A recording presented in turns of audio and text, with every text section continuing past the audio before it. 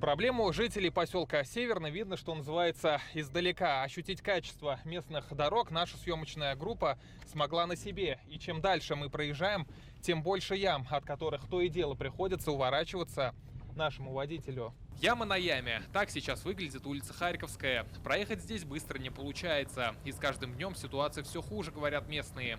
По их словам, в кашу дорогу превратили большегрузы, которые курсируют здесь круглые сутки. Вот так они ездили. С огромной ямой на дороге Рустам Хакимов встречается каждый день. Через нее проходит маршрут до дома. С декабря 2022 года по нашей дороге, по Харьковской, постоянно ездят большегрузы. И когда уже пришла весна, подтаяло, они продолжали ездить большегрузы многотонники и, соответственно, разбили вообще полностью всю дорогу.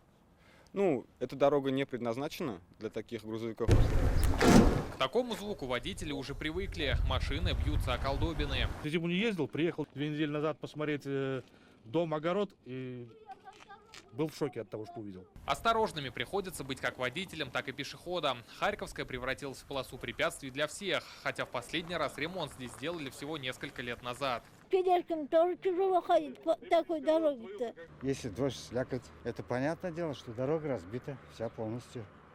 А была очень хорошая асфальтированная дорога. Все дело в строительстве нового СИЗО, говорят жители Северного. Именно к котловану и курсируют большегрузы. И рады бы ездить по другой дороге. Да, объездных путей нет, говорят строители. Дорога общего пользования.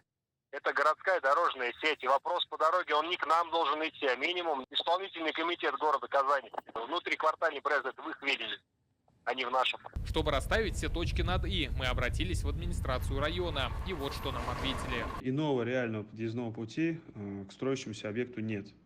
В итоге грузовики вынуждены ехать по этой улице. Ситуация на контроле у правительства Республики Татарстан, у исполнительного комитета города Казани. Когда строительство закончится, эту дорогу восстановят. Но обещанного придется ждать почти 3 года. Объект сдадут лишь к концу 2025-го. Рамиль Галюлин, Вадим Илларионов, ТНВ, Казань.